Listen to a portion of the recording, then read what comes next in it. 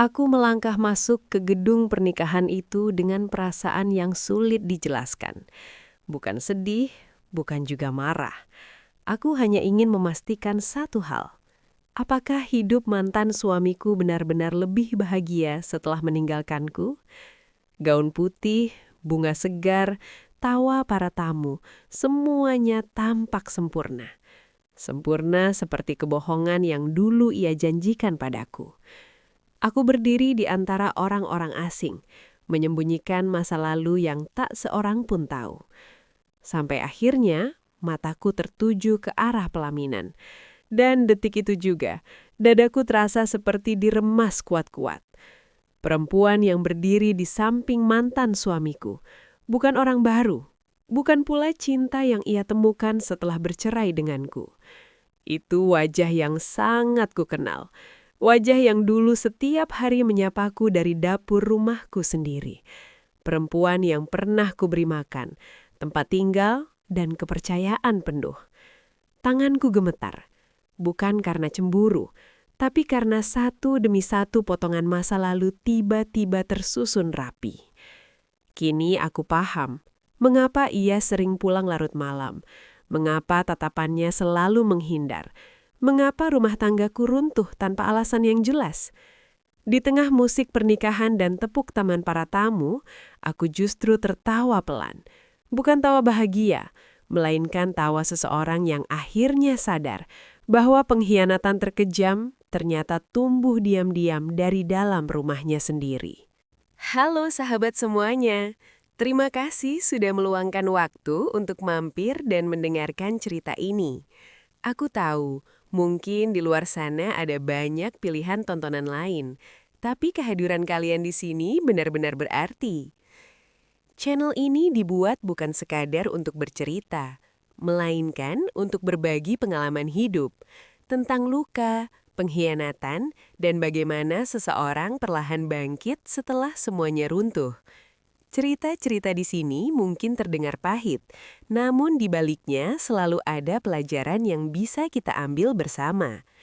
Sebelum kita masuk lebih dalam, yuk kita ramaikan dulu kolom komentarnya, serta jangan lupa untuk klik tombol like, subscribe, dan aktifkan loncengnya agar sahabat Fafa tidak ketinggalan cerita-cerita seru lainnya. Dukungan dari sahabat sangat membantu channel ini untuk terus berkembang dan menyajikan cerita-cerita menarik lainnya. Dan seperti biasa, Fafa mau absen nih. Coba tulis nama sahabat, asal kota, dan ketik kata hadir di kolom komentar bawah. Fafa pengen tahu sahabat setia Fafa dari kota mana saja. Sudah siap sahabat? Sekarang, tarik nafas sejenak dan mari kita mulai cerita ini dari awal. Dulu, jika orang lain melihat pernikahanku, mereka mungkin akan berkata aku adalah perempuan yang beruntung. Aku menikah dengan pria yang tampak bertanggung jawab, pekerja keras, dan selalu tahu bagaimana bersikap manis di depan orang lain. Kami tidak menikah muda. Kami menikah dengan keyakinan bahwa cinta saja tidak cukup. Perlu kerjasama, kepercayaan, dan kesabaran. Awal pernikahan kami sederhana. Tidak ada pesta mewah, tidak ada gaun mahal. Hanya doa keluarga dan harapan untuk hidup bersama sampai tua. Aku ingat betul bagaimana ia menggenggam tanganku saat akad, berjanji akan menjagaku dalam suka dan duka. Saat itu aku percaya sepenuhnya. Tidak sedikit pun ada keraguan di hatiku. Kami membangun hidup dari nol, tinggal di rumah kecil, menabung sedikit demi sedikit, dan saling menguatkan saat keadaan sulit. Aku bekerja membantu keuangan rumah tangga, sementara ia fokus membangun kariernya. Kami sering tertawa karena hal-hal kecil, makan mie instan bersama di akhir bulan, menonton televisi sambil berdebat acara apa yang akan ditonton, atau sekedar berbagi cerita sebelum tidur. Seiring waktu, kondisi ekonomi kami membaik. Rumah kecil itu berubah menjadi rumah yang lebih layak. Perabotan mulai lengkap. Hidup terasa stabil. Dan disitulah aku mulai berpikir bahwa kami membutuhkan bantuan di rumah. Bukan karena aku malas, Tapi karena waktu kami semakin tersita oleh pekerjaan, aku sering pulang dalam keadaan lelah, sementara rumah tetap harus terurus. Setelah berdiskusi cukup lama, kami sepakat untuk mempekerjakan seorang pembantu rumah tangga.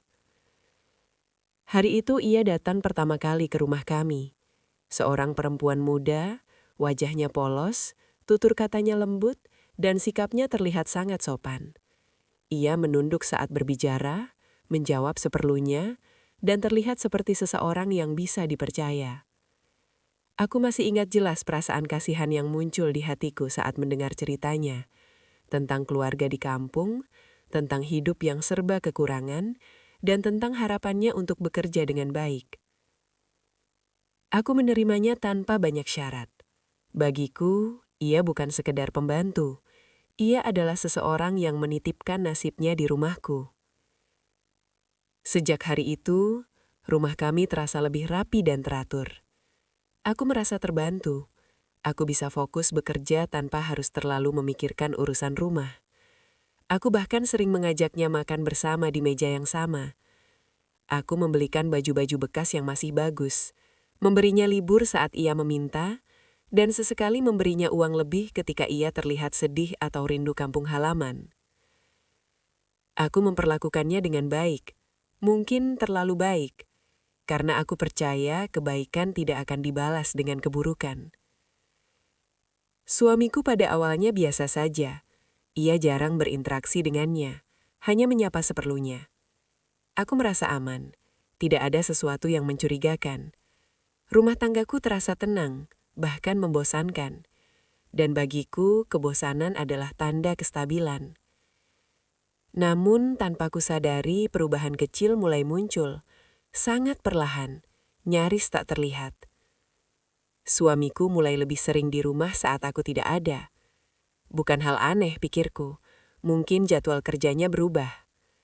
Ia mulai lebih memperhatikan penampilannya. Aku menganggapnya wajar. Mungkin ia ingin terlihat lebih profesional. Sementara itu, pembantuku mulai terlihat lebih percaya diri. Ia tak lagi selalu menunduk. Ia mulai berani bercanda. Kadang tertawa sedikit terlalu lepas. Tapi aku menepis pikiran buruk itu. Aku merasa mungkin ia sudah merasa nyaman karena menganggap kami seperti keluarga. Aku tidak pernah mengawasi. Aku tidak pernah curiga. Aku tidak pernah berpikir buruk. Karena aku percaya pada dua orang yang hidup bersamaku setiap hari. Waktu berjalan, rutinitas menelan segalanya. Aku sibuk mengejar target pekerjaan, suamiku sibuk dengan dunianya sendiri, dan rumah tetap berjalan seperti biasa. Jika ada yang bertanya padaku saat itu, apakah pernikahanmu bahagia? Aku mungkin akan menjawab, baik-baik saja. Aku tidak tahu bahwa baik-baik saja adalah awal dari keretakan yang tidak kasat mata. Ada hari-hari ketika aku pulang lebih cepat dan mendapati rumah terasa sunyi dengan cara yang aneh. Suamiku ada di rumah, tapi tidak menyapaku seperti biasanya. Pembantuku terlihat gugup, lalu buru-buru ke dapur. Aku menganggap itu hal sepele. Aku terlalu lelah untuk menganalisis. Aku tidak tahu bahwa di balik pintu-pintu yang tertutup, ada tatapan yang tak seharusnya terjadi. Aku tidak tahu bahwa di balik senyum sopan, ada niat yang pelan-pelan berubah. Dan rumah yang aku bangun dengan penuh cinta, pelan-pelan menjadi tempat tumbuhnya pengkhianatan. Yang ku tahu saat itu hanyalah satu hal, aku merasa aman. Dan seringkali, saat seseorang merasa terlalu aman, ia lupa bahwa bahaya terbesar justru datang dari orang-orang yang paling dekat. Aku masih menyiapkan sarapan dengan hati tenang, masih menanyakan kabar suamiku setiap hari, masih mempercayakan rumahku kepada orang yang aku pikir tak akan pernah mengkhianatiku. Aku tidak tahu bahwa semua kebaikan yang aku berikan, suatu hari akan kembali padaku dalam bentuk luka yang tak pernah kubayangkan sebelumnya. Dan disinilah semuanya bermula. Bukan dari pertengkaran besar, bukan dari kebencian, melainkan dari kepercayaan yang aku berikan sepenuh hati kepada dua orang yang kelak akan menghancurkan hidupku tanpa rasa bersalah. Awalnya, aku mengira semuanya hanya perasaanku saja. Perubahan-perubahan kecil itu terlalu sepele untuk disebut masalah. Terlalu samar untuk dicurigai. Lagi pula, siapa aku sampai berani menuduh tanpa bukti? Aku istri. Aku seharusnya percaya. Namun, hari demi hari, ada sesuatu yang terasa tidak lagi sama. Suamiku mulai jarang pulang tepat waktu. Jika dulu ia selalu memberi kabar, sekarang pesan-pesanku sering hanya dibaca tanpa balasan. Saat kutanya alasannya, jawabannya selalu sederhana, bahkan terdengar masuk akal. Lembur, rapat mendadak, pekerjaan yang menumpuk. Aku berusaha memahami. Aku tahu hidup tidak selalu berjalan sesuai rencana. Aku memilih menunggu dengan sabar, menyiapkan makan malam meski seringkali berakhir dingin di atas meja. Yang membuatku heran, saat ia pulang larut, sikapnya berbeda. Ia tidak lagi bercerita, tidak lagi bertanya bagaimana hariku. Ia makan cepat, lalu langsung masuk kamar. Jika aku mencoba mengajak bicara, ia menjawab singkat, seolah aku mengganggunya. Aku mencoba menghibur diri. Mungkin ia lelah. Aku mencoba mengalah. Mungkin ini hanya fase. Namun, bersamaan dengan itu, aku mulai melihat perubahan lain pada orang yang tak pernah kucurigai sama sekali. Pembantuku. Ia kini lebih sering terlihat rapi saat sore hari. Rambutnya disisir lebih halus, bajunya diganti dengan yang lebih pas di badan. Padahal sebelumnya, ia selalu mengenakan pakaian rumah yang sederhana dan longgar. Aku sempat menegurnya dengan nada bercanda. Kok sekarang rajin sekali dandan? Ia tertawa kecil lalu menjawab singkat. Katanya hanya ingin terlihat bersih dan rapi. Aku mengangguk. Tidak ada yang aneh bukan? Seorang perempuan ingin terlihat pantas.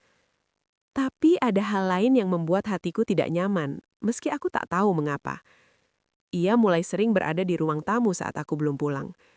Aku tahu itu dari cerita tetangga yang sesekali menyapa. Katanya mobil suamiku sering ada di rumah sore hari. Aku mengkonfrontasi suamiku dengan hati-hati. Ia tertawa ringan dan berkata aku terlalu banyak berpikir. Katanya aku capek, butuh istirahat dan mulai berhalusinasi. Saat itu aku merasa bersalah. Aku merasa aku istri yang berlebihan. Aku minta maaf, padahal aku tidak tahu apa kesalahanku. Sejak hari itu, aku belajar diam. Namun, diam tidak membuat perasaanku tenang. Justru semakin banyak hal kecil yang menggangguku. Aku sering mendapati pembantuku menunduk gugup saat aku tiba-tiba pulang lebih cepat. Tangannya gemetar saat menyajikan minum. Senyumnya tidak lagi tulus, seolah ada ketakutan yang ia sembunyikan. Dan yang paling menyakitkan, suamiku sering membelanya. Jika aku menegur pembantuku karena pekerjaan rumah yang kurang rapi, suamiku akan berkata aku terlalu keras. Jika aku menyuruhnya mengerjakan sesuatu, suamiku menyelah dan berkata biar nanti saja. Aku merasa posisiku sebagai istri perlahan tergeser. Bukan oleh perempuan asing, tapi oleh seseorang yang setiap hari ada di rumahku. Aku mulai sering terbangun tengah malam. Suamiku sering memalingkan badan, sibuk dengan ponselnya. Saat kutanya, ia marah. Katanya aku tidak menghargai privasinya. Dulu ponselnya selalu terletak sembarangan. Sekarang ia tak pernah melepaskannya dari genggaman. Bahkan ke kamar mandi. Aku mencoba menguatkan diri. Aku bilang pada diriku sendiri, kamu hanya lelah. Jangan rusak pernikahanmu dengan prasangka. Aku bahkan mencoba lebih baik. Aku bangun lebih pagi, menyiapkan sarapan. Aku berusaha lebih perhatian, lebih lembut, lebih pengertian. Namun anehnya, semakin aku berusaha, semakin ia menjauh. Ia mulai sering mengkritik hal-hal kecil dariku. Masakanku kurang enak, aku terlalu sensitif, aku tidak seperti dulu. Setiap kata-katanya menempel di kepalaku, membuatku mempertanyakan diriku sendiri. Aku mulai bertanya-tanya, apakah benar aku yang berubah? Apakah ia yang membuatku tidak bahagia? Sementara itu, pembantuku semakin jarang terlihat di siang hari.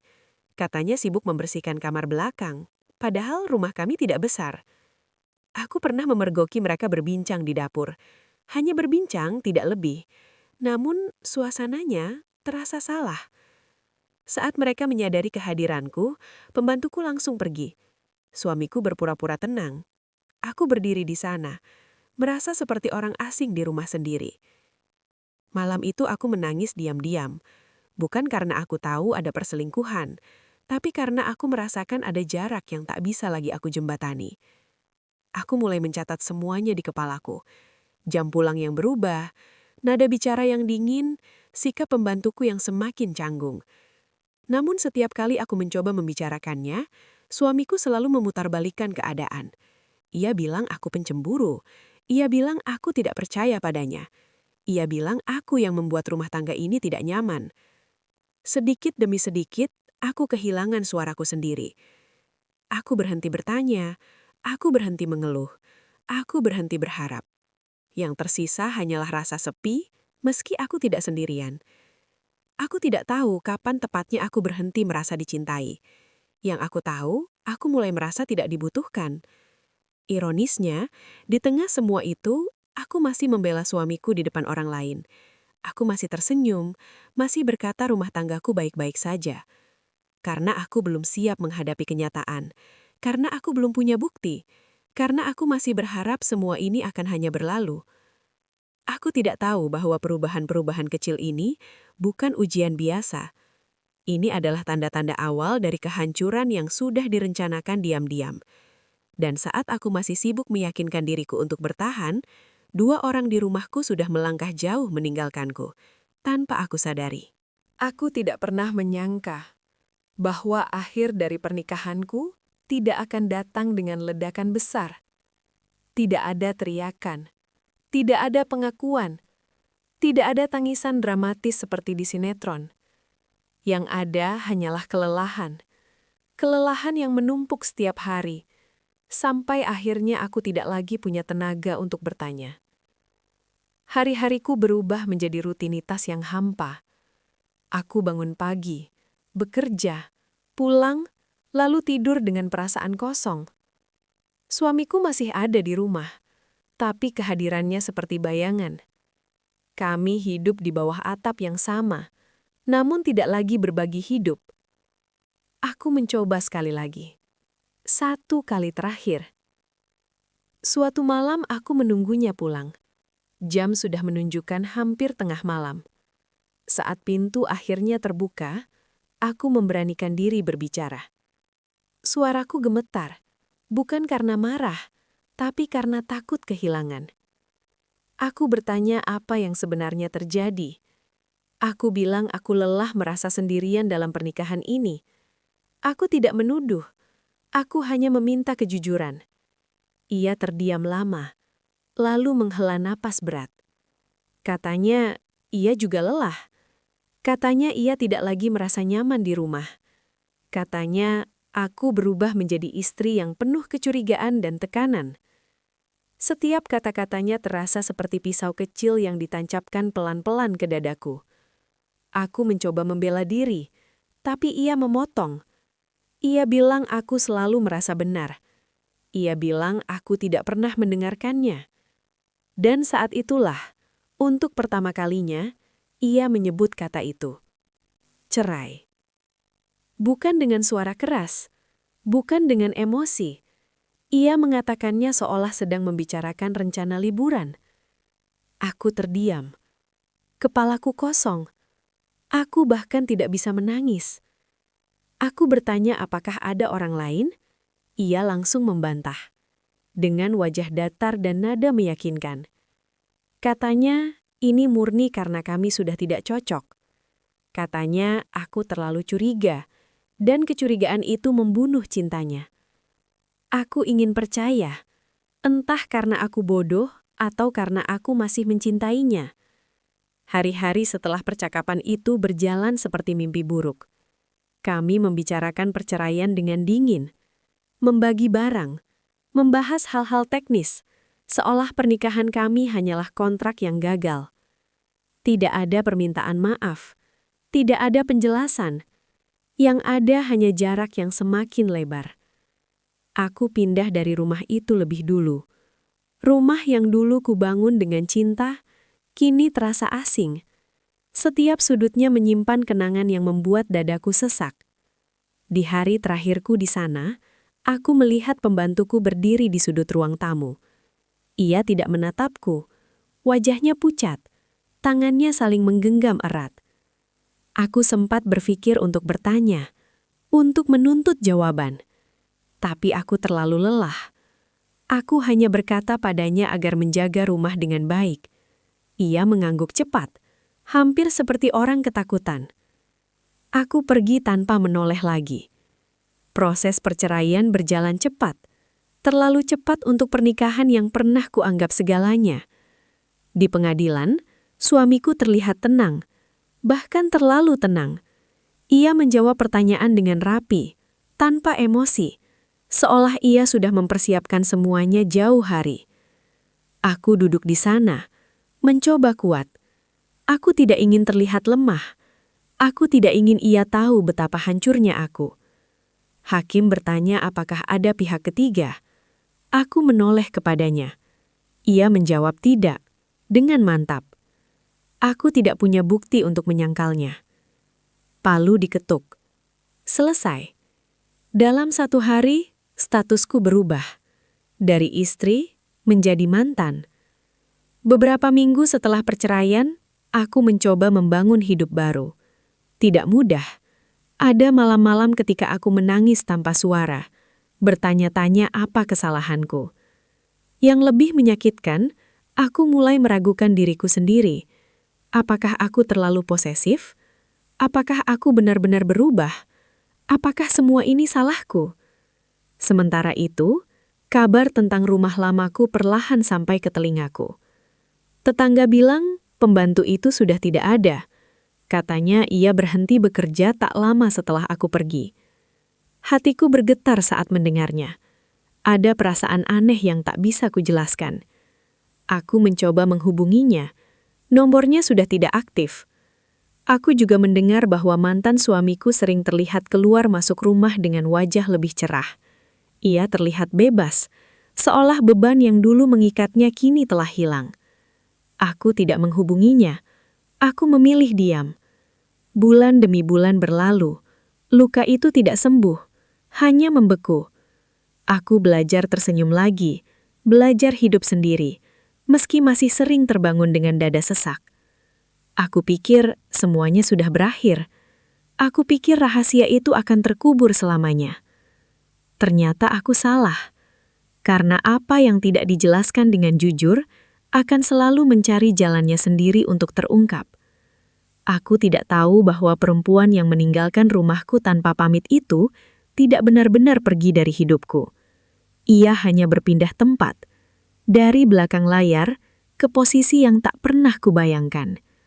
Dan aku tidak tahu bahwa suatu hari nanti aku akan melihatnya lagi, bukan sebagai pembantu, melainkan sebagai istri sah dari pria yang dulu kusebut suamiku. Aku menerima undangan itu di suatu pagi yang biasa. Tidak ada firasat aneh. Tidak ada mimpi buruk malam sebelumnya. Amplopnya datang bersama beberapa surat lain, terselip begitu saja di antara tagihan dan selebaran. Nama mantan suamiku tercetak rapi di sana. Tanganku berhenti bergerak. Aku menatap undangan itu lama sekali. Hatiku tidak berdebar. Justru terasa hampa, seolah aku sudah kehabisan air mata untuk terkejut. Ia menikah lagi. Cepat, pikirku. Tapi bukankah ia selalu bilang ingin bebas? Aku hampir membuang undangan itu. Hampir. Namun rasa penasaran menang. Bukan karena aku ingin merusak kebahagiaannya, melainkan karena ada bagian dalam diriku yang masih ingin tahu siapa perempuan yang berhasil menggantikanku begitu cepat. Berhari-hari aku menimbang, datang atau tidak datang. Aku tahu resikonya. Aku tahu mungkin aku akan terluka. Tapi aku juga tahu, aku tidak ingin terus hidup dengan tanda tanya. Hari itu akhirnya tiba. Aku berdiri di depan cermin, memilih pakaian dengan hati-hati. Bukan untuk terlihat mencolok, bukan untuk membuktikan apapun. Aku hanya ingin terlihat tenang. Aku datang sendiri. Gedung pernikahan itu ramai. Lampu-lampu terang, dekorasi mewah, bunga-bunga segar yang tertata rapi. Musik mengalun lembut, tawa para tamu memenuhi ruangan. Tak seorang pun mengenaliku. Aku hanyalah satu dari sekian banyak tamu.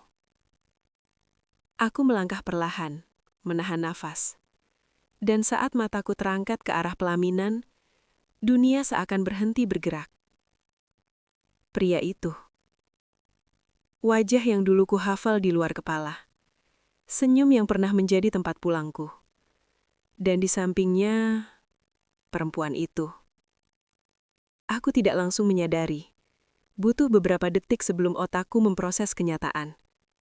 Wajah itu, aku mengenalnya. Senyum itu, aku pernah melihatnya setiap pagi di dapur rumahku. Kakiku terasa lemas. Dadaku sesak. Itu dia, perempuan yang dulu kuberi tempat tinggal, yang kuberi kepercayaan, yang pernah kuanggap tidak berbahaya. Bekas pembantuku. Tanganku gemetar.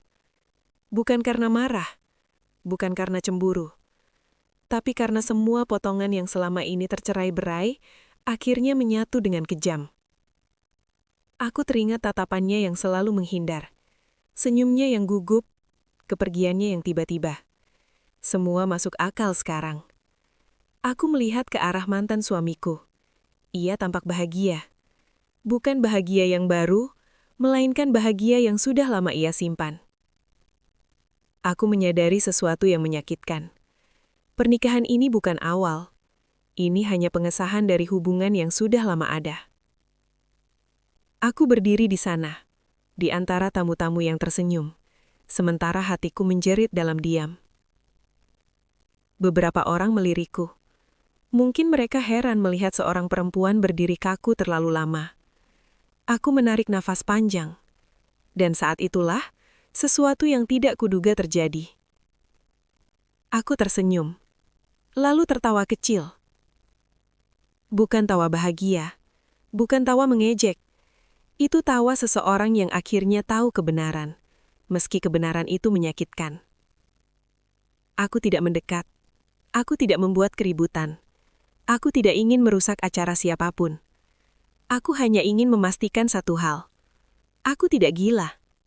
Semua yang dulu kurasakan, kecurigaan, ketidaknyamanan, kesepian, semuanya nyata. Saat acara hampir selesai, mantan suamiku melihatku. Matanya melebar sesaat. Wajahnya berubah pucat. Ia tahu. Ia tahu aku tahu. Aku menatapnya sebentar. Tidak dengan marah, tidak dengan kebencian. Cukup dengan ketenangan yang membuatnya menunduk. Aku berbalik pergi sebelum acara benar-benar usai. Di luar gedung, udara terasa lebih ringan. Aku akhirnya bisa bernafas. Hatiku masih sakit, tapi setidaknya aku tidak lagi dibodohi oleh kebohongan. Aku datang ke pernikahan itu bukan untuk menangis. Aku datang untuk menutup satu bab yang belum selesai. Dan hari itu, di depan pelaminan yang bukan milikku, aku akhirnya benar-benar bebas. Aku berjalan menjauh dari gedung pernikahan itu dengan langkah pelan. Tidak terburu-buru, tidak juga menoleh ke belakang. Di luar, suara musik masih terdengar samar. Tawa para tamu bercampur dengan denting sendok dan piring. Dunia terus berjalan, seolah apa yang baru saja kulihat tidak berarti apa-apa bagi siapapun selain diriku. Aku duduk di dalam mobil cukup lama sebelum menyalakan mesin. Tanganku masih sedikit gemetar. Dadaku masih sesak.